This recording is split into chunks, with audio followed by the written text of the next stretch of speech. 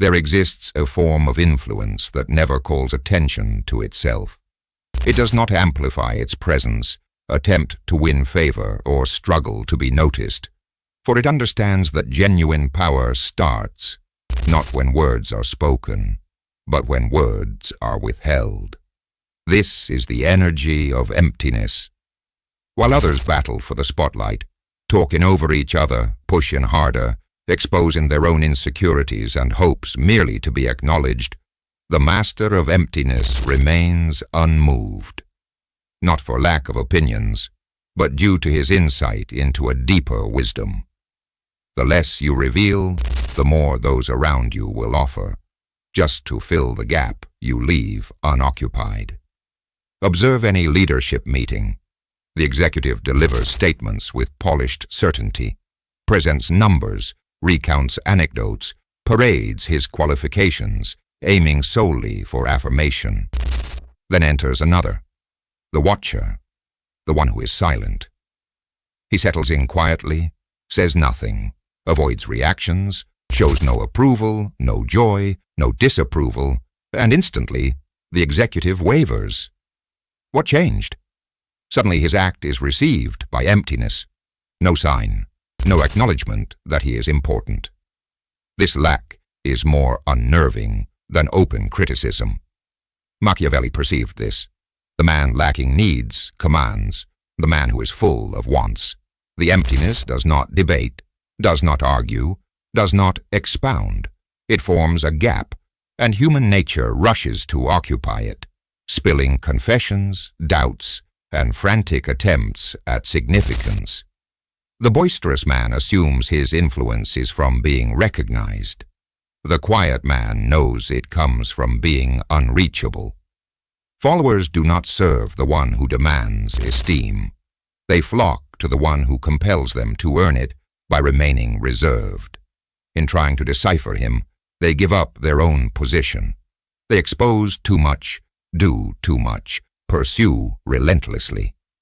Yet he offers nothing, not as unkindness, but as commitment.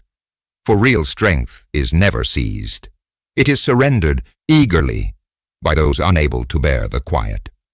Once you grasp this principle, striving to be deciphered ceases. You become the enigma none can solve, the presence that causes voices to soften in packed halls, the one who shares nothing, yet receives all. Daniel lay awake, not worried about reports or investors pressing upon him, but by the unbroken silence, the silence of the man who remained unreadable at the back. At first, Daniel dismissed it, simply a withdrawn advisor, perhaps nervous, perhaps exhausted. By the third session, he could not dismiss it further. Whenever he spoke, his gaze darted to Lucas, wishing for acknowledgement, a nod, even dissent, anything to signal he was listened to. Consistently, Lucas gave him only stillness, not disinterest, not dislike, just steady neutrality. That calm became a reflection, not of Daniel's persona, but of his craving to be noticed. The majority think dominance is about seizing command, giving orders, steering talks, outshining. Machiavelli understood differently.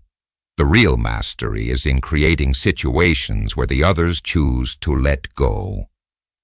Lucas refined this approach. Interruptions never came from him. He offered no counterpoints. He barely even shifted in his seat. His mere existence was like a singularity, silent, intense, and inescapable. Just like gravity, his aura distorted the environment. Daniel began scripting every sentence. His tone felt unsure.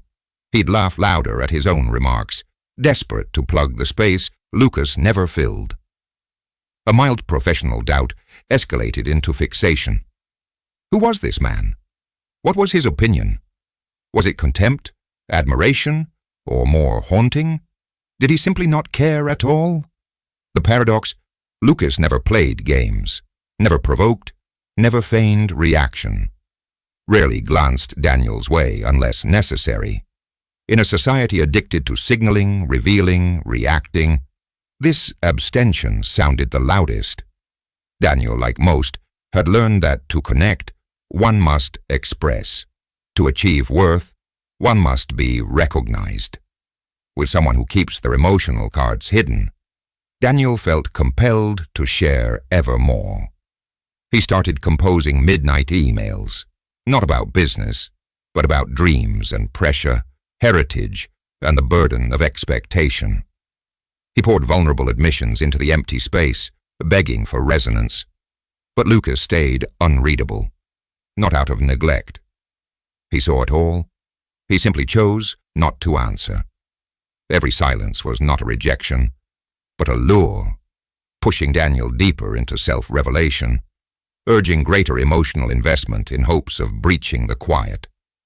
This is the concealed force of emptiness. It does not rob people. It causes them to relinquish everything. Daniel cancelled appointments with others just for proximity to Lucas, craving a look or gesture.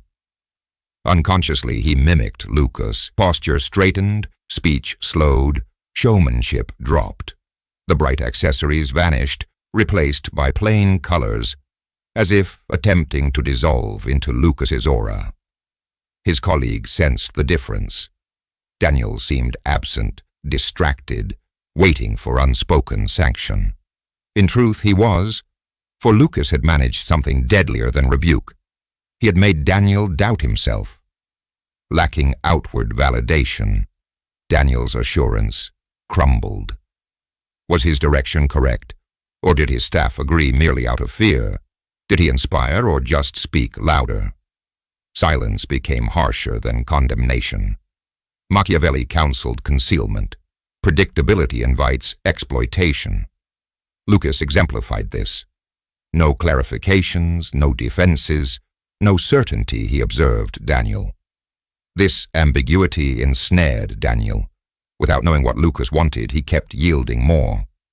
Daniel offered concessions he oughtn't, apologized for justified calls, even conceded invented mistakes, chasing a reaction. Lucas never responded, not cold, not malicious, just vacant amidst the crowd. In that gap, Daniel filled it with anxiety, hidden worries, daydreams of acceptance. The curious part, Lucas was always honest. He never masked himself. His technique was omission. By giving nothing, he compelled Daniel to invent stories. In Daniel's mind, Lucas became a deity, a judge, a wraith, anything but a human, since one can negotiate with a man, but not with myth. Myths solicit worship. Emptiness thus becomes perilous. It does not win followers with charm or force. It wins with mystery. Others submit not in terror, but because they're spellbound by the enigma. They try endlessly, given more, yearning for acknowledgement that never appears. At work, the hierarchy shifted in silence. Respect, once paid to Daniel, was now redirected to Lucas, people seeking his nod before acting. Exchanges now revolved around Lucas's restraint, not Daniel's energy. Conversations in the break room grew hushed, scared to pierce his quietness. Lucas neither courted this nor sought attention. True presence lays claim without assertion. The world simply shifts accordingly. Daniel noticed. He recognized the careful reverence others showed to Lucas, as if he might vanish if noticed too much, deepening his own obsession. If even outsiders respected Lucas's stillness, why was Daniel denied even a hint? The climax arrived in a strategic review for an impending merger. Daniel pitched a daring new direction, high risk, yet ambitious. Normally applause would follow, or at least heated debate. Yet this time, the silence was tangible, as all eyes watched Lucas. Lucas merely skimmed his papers, then gazed outside, returning to his notes.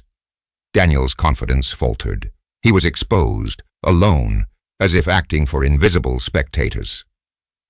Post-session, Daniel confronted Lucas in the elevator. "Do you think it will work?" he asked, hiding his nerves. Lucas regarded him for several heartbeats, making Daniel's heart pound, then replied, I reserve judgment until it's required. The elevator closed. That was the response. Neutral, coldly impartial, sounding like a sentence. Daniel dwelt on those words. Reserve judgment until necessary. Did that mean he'd made no effort, or that Daniel lacked significance? The vagueness gnawed at him, and anxiety when self-inflicted becomes most potent. That is the emptiness's brilliance. It coaxes the victim to sabotage themselves. Lucas never directly pressured Daniel, never criticized, refrained from personal remarks outside work. Nevertheless, Daniel analyzed every twitch, every gap, every wordless exchange. The hope of solving the puzzle and achieving personal worth consumed him. He lost weight, became less assertive, proofread messages obsessively, and his natural leadership faded. All these shifts happened effortlessly for Lucas. He merely waited, and people unraveled under the illusion of his silence. Machiavelli warned, rulers who court affection are vulnerable, but those who instill awe control their fate. Lucas escalated further. He avoided even being feared. Unpredictability became utter opaqueness. When your moves are unknown, you defeat manipulation. If you are indiscernible, you cannot be neutralized. The undefined figure forces all to define themselves in relation to him. Daniel's core question changed. No longer do I perform well, but always, how does Lucas see me? That dependence, externalizing self-worth, signals the moment of power shifting. Lucas sees nothing, demanded nothing. The strangest part, it all felt effortless. Lucas never postured, never shifted roles, his stillness authentic. This gave him even more gravity. People detect feigned aloofness, see tension in restraint. In Lucas there was none, only tranquility. Calm attracts not by force, but by inspiring curiosity about its source. Daniel reached until he was spent. By the 6th week he barely spoke at meetings, delegated decisions to juniors, arrived early to rehearse potential answers to questions Lucas never posed. Lucas simply watched, heard, and abided, becoming Daniel's lodestone. Not by intent, but because Daniel required a center of gravity. Absence, unbroken and consistent, becomes obsession's fuel. There is always a realization, the point at which the lesser in the balance concedes defeat. Daniel's moment was not public, but private. Late one evening, seeing Lucas in a hallway, he stepped aside instinctively, yielding not out of calculation, but from habit. In that reflex, the takeover was completed. No longer seeking approval, Daniel sought not to disappoint. When the void dominates, life revolves around not provoking it. Lucas did not flaunt victory, never displayed triumph. True dominance simply exists. Satellites adapt or fracture. Daniel's breaking took time. There was no scene, just a slow disappearance. His voice faded, his confidence drained, his identity whittled away, all in the struggle to conquer a silence that was never intended for him. Lucas merely observed, clear-eyed, moving through the world by the oldest logic. Offer nothing, receive all. The last session fell on a Friday, the typical day of early departures and relaxed spirits. To Daniel it was the opposite, a heaviness that had built for weeks. He wasn't ready, had no talking points. He just had to know, not to satisfy investors, but for himself. Waiting until solitude, he approached Lucas's office, an empty glass chamber without decor or distractions, just a city view. Lucas was already inside, watching the skyline unmoved by Daniel's arrival, silent, grave. There was no greeting. Daniel shut the door soundlessly, nerves taut, voice shockingly calm. "Tell me what you think of me." It wasn't a demand, only resignation. Lucas turned around, unreadable, unmoved by emotion. reflective, not reactive. He neither sat nor welcomed Daniel to. He simply regarded him with neither affection nor contempt, merely scrutiny. This stung deeper than insult. "Why is it so important to you?"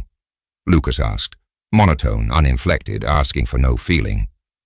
Daniel recoiled. "I've spent weeks reinventing myself for your respect," he confessed. "Changed my image, my approach, my thoughts, just for recognition, just to matter." A long silence, not a dramatic pause for effect, but the emptiness of someone immune to role-playing. Lucas answered, "You've been chasing a mirage." Daniel gaped. "Explain." Lucas advanced, not with hostility, but with a peace that comes from utter certainty. "You believe I evaluate you, or that I'm waiting for you to become worthy? The fact is, you're not my concern. I make evaluations only as required, and you haven't required one. You never crossed my thoughts." The realization struck like a stone in a pool, sending shockwaves through Daniel's soul. He stumbled, shaken. "So you never cared?" Lucas didn't affirm, didn't deny, only said, "Caring implies engagement, and I am unresponsive to noise." The answer hurt. Not for malice, but for its clarity. Daniel had built his value on the hope of being recognized by someone who never even looked. He had poured himself out trying to fill a void that was never constructed for his presence. Collapsing in on himself, he wanted to beg, to lash out. But Lucas was already turning away, signaling the end. Daniel lingered, decimated, invisible despite the company. He exited, not in rage, but with the silent devastation of a man who never held the cards. The city moved on, sound, activity, life, yet Daniel registered none, only haunted by the echo of his own compulsion, unanswered by a perpetual void. There was no homecoming, no interactions, only wandering, as if distance could erase the awareness that he had given his substance to an unresponsive recipient. At that instant, victory belonged to Lucas, not by fighting but by never appearing in battle, only standing still, letting the adversary falter in the struggle for presence. That is the void's last lesson. It does not defeat by strength, but by rendering the challenger immaterial. Once internalized, there is no return. Lucas never flaunted. He quietly gathered his items, a simple notebook, pen, and black coat, and departed as unremarkably as he had arrived. No farewells, no reviewing the office rearranged by his silence. Past the doorways, he left behind those who had performed for him, whose voices had grown sheepish, subdued by the air he brought. No one intervened. No one asked a purpose. They only watched his exit with the cautious respect given to the mysterious.